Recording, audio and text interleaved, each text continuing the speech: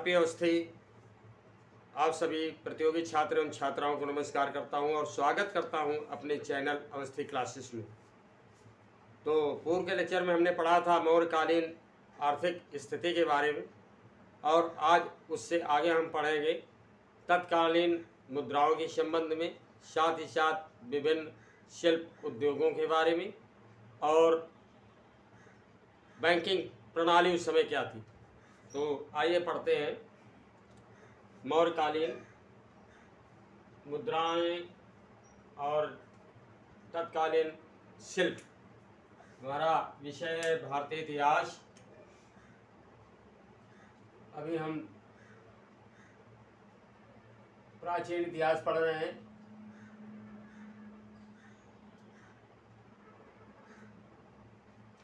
मौर्यकालीन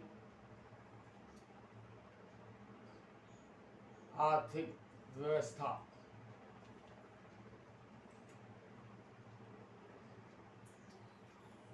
तो इसके अंतर्गत हम काफ़ी कुछ पहले पढ़ चुके थे। आज हम पढ़ेंगे कि मौर्य काल में जो मुद्राएं थी वो किस रूप में थी, किस धातु की बनी थी। तो कौटिल्य के अर्थशास्त्र में उल्लेख किया गया है मुद्राओं के संबंध में। मुद्राओं के नाम उल्लिखित हैं, कौन कौन सी मुद्राएं चलती थी। तो कौटिल्य के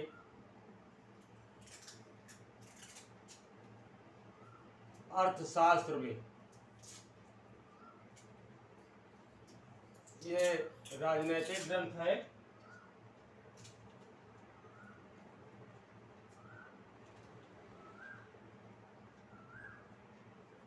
कौटिल्य के अर्थशास्त्र में विभिन्न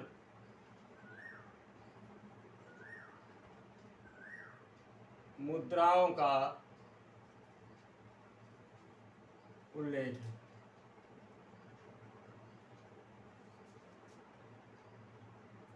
और इन मुद्राओं के नाम क्या क्या हैं। कौटिल्य के अर्थशास्त्र में विभिन्न मुद्राओं का उल्लेख है। पहली जो मुद्रा है कर्षापण, पण या धरण। कर्षापण,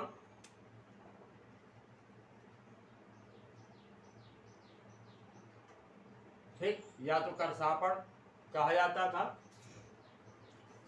इसी को पण भी कहा जाता था और इसी को धरण भी कहा जाता था। ठीक, तो यह मुद्रा जो है कर्षापण जो है चांदी की बनी होती थी। ठीक, यह चांदी की बनी होती थी। यह मुद्रा जो थी कर्षापण या पण या धरण चांदी की बनी होती थी, यानी चांदी से निर्मित होती थी। दूसरी मुद्रा है सुवर्ण। देख रहे हैं आप, चांदी की बनी हुई है कर्षापण। दूसरी मुद्रा है सुवर्ण, और ये सुवर्ण जो मुद्रा थी, सिक्का था, ये सोने का बना था। नाम से ही जाहिर है यह सोने से निर्मित होती थी या सोने की बनी होती थी।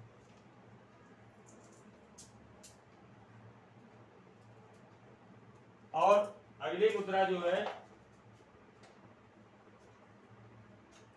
भाषक। ये तांबे का सिक्का होता था, भाषक।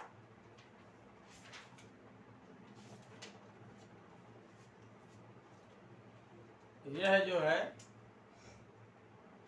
तांबे का सिक्का होता था। तो इस तरह से तीन धातुएं आप देख रहे हैं प्रचलन में थी सिक्कों के रूप में, सोना, चांदी और तांबा। ये तांबे से निर्मित होती थी या तांबे की बनी होती थी।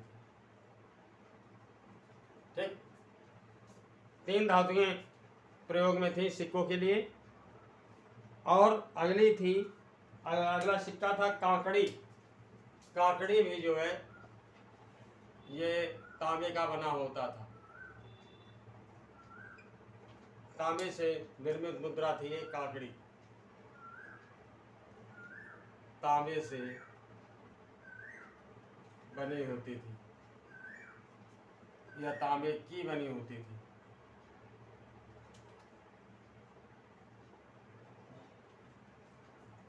तो ये हो गई मुद्राएं उस समय की। आगे हम देखते हैं कि इन मुद्राओं को जारी करने का अधिकार किसको था। ये मुद्राएं हो गई उस समय की। अब मुद्राएं सरकारी व्यवस्था के अंतर्गत आदेश के तहत जो है ढाली जाती थी। तो इन मुद्राओं को जारी करने का अधिकार लवणाध्यक्ष को होता था। ये अधिकारी होता था जो सिक्कों को ढालने की आज्ञा देता था। मुद्राओं को ढालने का, मुद्राओं को जारी करने का अधिकार, मुद्राओं को जारी करने का अधिकार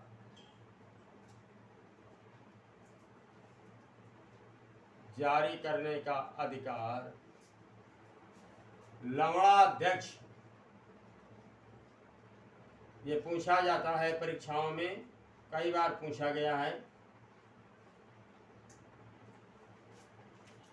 लवणाध्यक्ष और सौवर्णिक दो को होता था। सौवर्णिक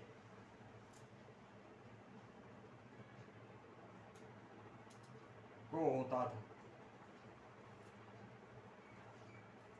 को होता था। ठीक, ये दो अधिकारी थे जिनको मुद्राएं जारी करने का अधिकार था, लवणाध्यक्ष और सौवर्णिक। इन अधिकारियों के द्वारा मुद्रा जारी की जाती थी। स्वतंत्र रूप से सिक्का ढालने वालों को राज्य को 12/1/2% ब्याज रूपिका एवं परीक्षण के रूप में देना होता था। यानी कुछ लोग ऐसे भी थे जो स्वतंत्र रूप से अपनी मुद्राएं ढालते थे और उनको बाजार में जारी कर देते थे। तो इनको पहले तो परमिशन लेनी पड़ती थी मुद्रा इस विभाग से, और इसके पश्चात 13.5%, 13/1/2% जो है ये टैक्स देना होता था, जिससे कि इनको ये मुद्राएं बाजार में जारी करने का अधिकार मिलता था। और ये ब्याज जो है रूपिका परीक्षण के देना होता था। रूपिका परीक्षण यानी स्वतंत्र रूप से मुद्रा ढालने वालों को रूपिका परीक्षण के लिए 13.5% जो है टैक्स या कर देना होता था। तभी वो मुद्रा जो है मार्केट में या बाजार में मान्य होती थी, वैल्यूएबल होती थी। आगे हम देखते हैं कि मेगास्थनीज ने अपनी पुस्तक इंडिका में शिल्पियों को 4था स्थान दिया। जो शिल्पी थे, शिल्प मैं पहले बता चुका हूँ कि शिल्प क्या है, यानी विशेष कारीगरी के द्वारा कोई भी चीज निर्मित करना शिल्प कहलाता है। कोई भी काम हो, अगर उसमें कारीगरी है, जैसे भवन निर्माण है, लकड़ी की वस्तुएं बनाना है, सोने चांदी के आभूषण बनाना है,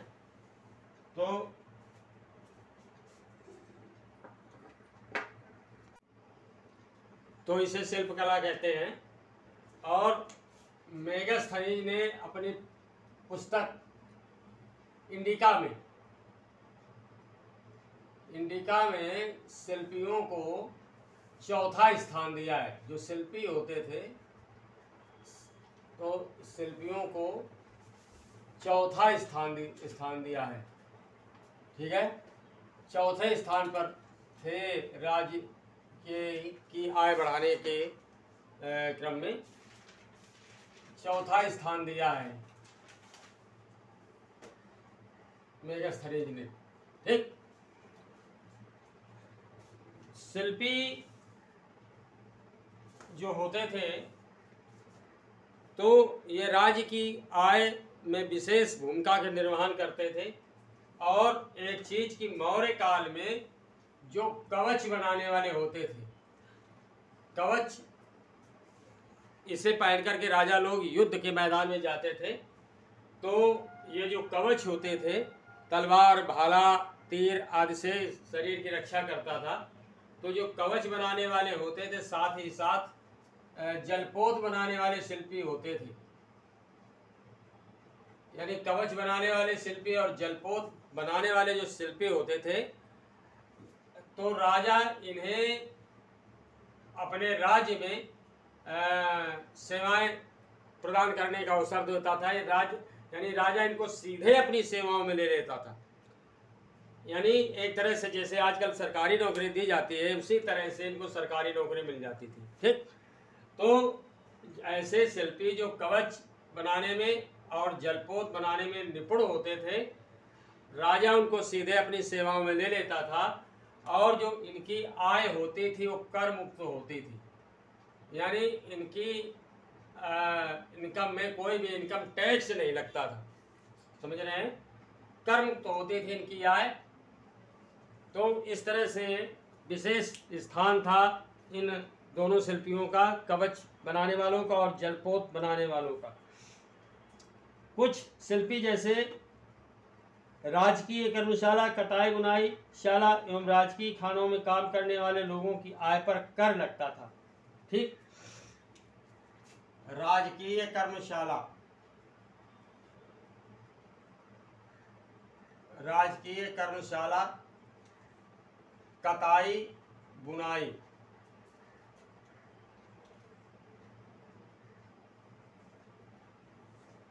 ठीक, और इसके अतिरिक्त जो है राजकीय खानों में काम करने वाले, जो सरकारी खाने होते थे जहाँ इन खानों से सोना चांदी आदि निकाला जाता था, तो राजकीय खानों में काम करने वाले जो लोग होते थे उन लोगों की आय में कर लगता था। करने वालों की आय में कर लगता था। ठीक, ये खास बात थी। कौन कौन से लोग कर मुक्त थे और कौन कौन से लोग ऐसे थे जिनकी आय में कर लगता था, यानी इनकम टैक्स लगता था।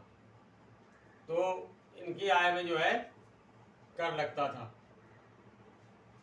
राजकीय कर्मशाला के कर्मचारी, कताई बुनाई के कारीगर, राजकीय खानों में काम करने वाले कार्मिक, इन लोगों की आय में जो है कर लगता था।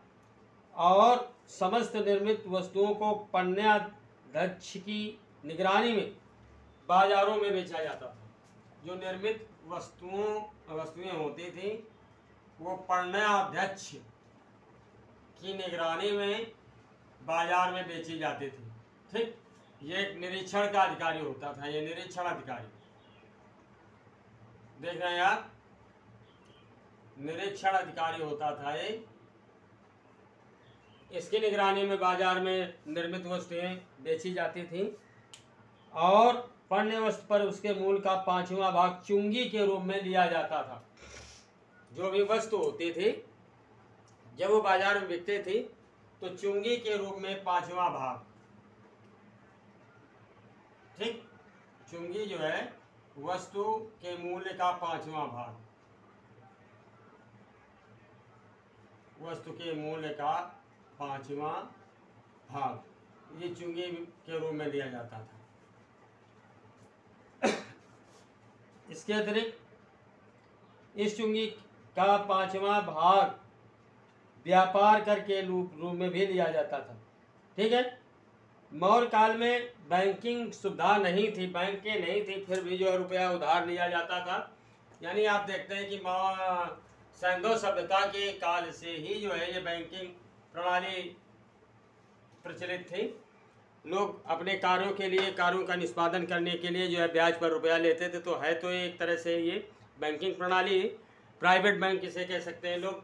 सामान आज भी है ये, लोग अपने सोने चांदी के आभूषण महाजनों के यहाँ या सुनारों के यहाँ रख करके धन प्राप्त करते हैं। तो यह बैंकिंग प्रणाली है। इसी तरह की प्रणाली मौर्य काल में भी प्रचलित थी। संभवतः उधार दिए गए रुपए पर 15% वार्षिक ब्याज लगता था। ठीक, जो रुपया उधार दिया जाता था उस पर 15% सालाना ब्याज लगता था। साल भर में 15 रुपया, ये उस समय की व्यवस्था थी। लेकिन जो लोग समुद्री यात्राएं करते थे, यानी समुद्री यात्राओं समुद्री व्यापार करते थे, एक देश से दूसरे देश में जा करके व्यापार करते थे, तो ऐसे लोग जो ब्याज मतलब उधार धन लेते थे तो उनको 60% तक ब्याज देना पड़ता था। 100 रुपये में 60 रुपये तक का ब्याज देना पड़ता था। क्योंकि ऐसा होता था ना कि ये संभावना नहीं रहती थी कि जो व्यक्ति समुद्र में जा रहा है तो वो वापस भी लौट आएगा। रिस्क ज़्यादा होता था। जो आदमी रुपया देता था उसको रिस्क ज़्यादा होता था कि पता नहीं है लौट करके आएगा कि नहीं आएगा। तो अगर नहीं आया, समुद्र में कोई घटना घट गई, मर गया या मारा गया, तो रुपया हमारा मारा जाएगा। इसलिए वो जो है इस पर 60% तक का ब्याज लेते थे। समुद्री यात्राएं करने वालों को 60% तक का ब्याज देना पड़ता था। इस समय सूती वस्त्र के लिए काशी, बंग, पुंड्र, कलिंग और मालवा प्रसिद्ध थे। सूती वस्त्र जो है, सूती वस्त्र, ये इसके लिए जो प्रसिद्ध जगहें थी वो काशी, जिसे वाराणसी कहा जाता है आज, बंग, बंगाल यानी हो गया पुंड्र, ठीक, और इसके अतिरिक्त जो है पुंड्र के अतिरिक्त कलिंग और मालवा। कलिंग जो है ये सूती वस्त्रों के लिए प्रसिद्ध था। गुजरात का मालवा ये प्रसिद्ध था। तो ये सूती वस्त्रों की जगह थी जहाँ का सूती वस्त्र प्रसिद्ध था, फेमस था।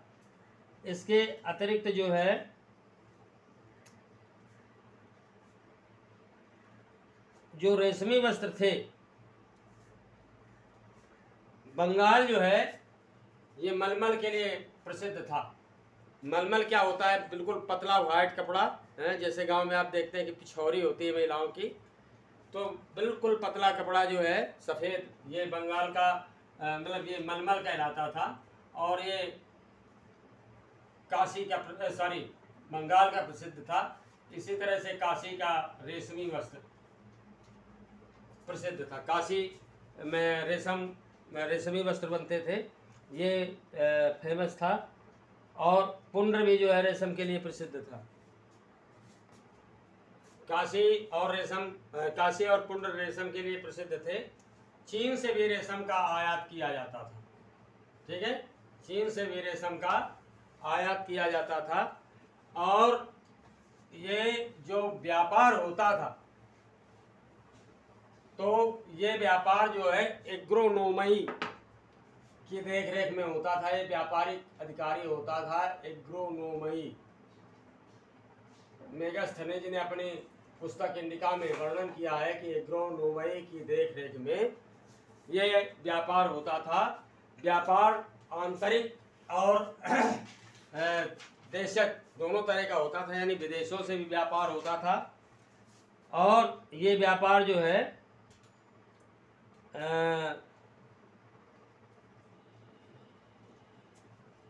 जल मार्ग और थल मार्ग दोनों से होता था। जल मार्ग और थल मार्ग यानी नदियों के मार्ग से भी ये व्यापार होता था। तो नदियों में जो है छोटी नाव और बड़ी नाव चलती थी। बड़ी नाव को जो है जो बड़ी नाव चलती थी उसको जो है महानव कहते थे। महानव ये बड़ी नाव को कहते थे जो नदियों में चलती थी। और जो छोटी नाव होती थी ये क्षुद्र नव या क्षुद्र नाव के नाम से जाती थी। ये छोटी नाव कहलाती थी। और डोंगी भी होती थी, बिल्कुल जिसमें डोंगिया जिसको कहते हैं, छोटी नाव डोंगी, इसको जो है प्लव के नाम से जाना जाता था। प्लव डोंगी। ये तो इस तरह से नदियों के द्वारा व्यापार होता था। और जो आंतरिक व्यापार के जो क्षेत्र थे, केंद्र थे, तक्षशिला, काशी पाटलिपुत्र यानी पटना,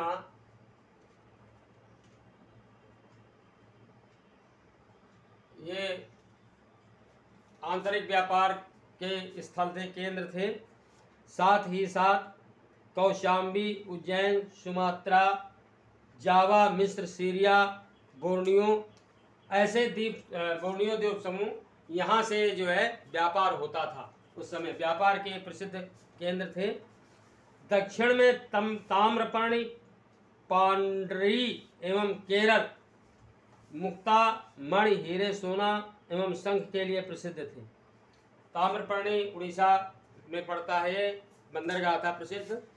तो ये स्थान ऐसे थे कि जो है इन चीज़ों के लिए प्रसिद्ध थे। सोना, चांदी, शंख और ये समुद्री जो चीज़ें होते हैं, सीपी, हीरे, मणियाँ और मोती, ओरिजिनल मोती जो होता है, तो इनके लिए प्रसिद्ध स्थान थे। और प्रमुख व्यापारिक मार्ग के रूप में उत्तर पश्चिम, ये व्यापारिक मार्ग जो थे, ये खास बात थी कि किन किन मार्गों से व्यापार होता था। तो व्यापारिक मार्ग, ये क्वेश्चन भी बनता है, खास बात है ये उस समय की कि व्यापार के लिए कौन, आजकल की तरह तो जो है डामर रोड थे नहीं या सीमेंटेड रोड थे नहीं। जैसे स्वर्णिम चतुर्भुज योजना के अंतर्गत 4 महानगरों को, कोलकाता, मुंबई, चेन्नई और दिल्ली को जोड़ दिया गया। तो इस तरह से जो है, जैसे आप देख रहे हैं कि चेन्नई, मुंबई, फिर इसके बाद दिल्ली, और दिल्ली के बाद कोलकाता, और फिर ऐसे जोड़ दिया गया। तो ये स्वर्णिम चतुर्भुज योजना कहलाती है। तो ये आप देख रहे हैं कि हाईवे जो इस समय 6 लेन 4 लेन के, तो ऐसी व्यवस्था तो उस समय थी नहीं। तो व्यापारिक मार्ग जो थे वो कच्चे थे, कहीं कहीं नदियों में से निकलने वाले कंकड़ उनसे निर्मित थे। तो व्यापार होता था और इन व्यापारिक मार्गों पर बड़ा लंबा समय लगता था।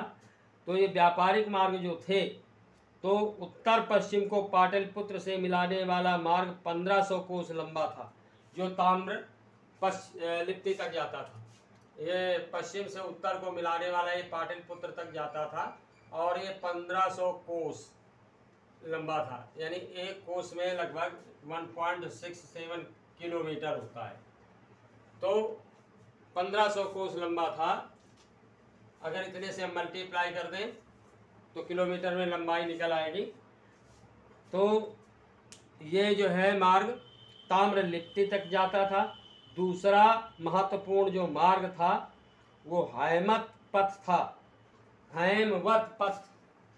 दूसरा जो मार्ग था हैमवत पथ, ये रास्ता था।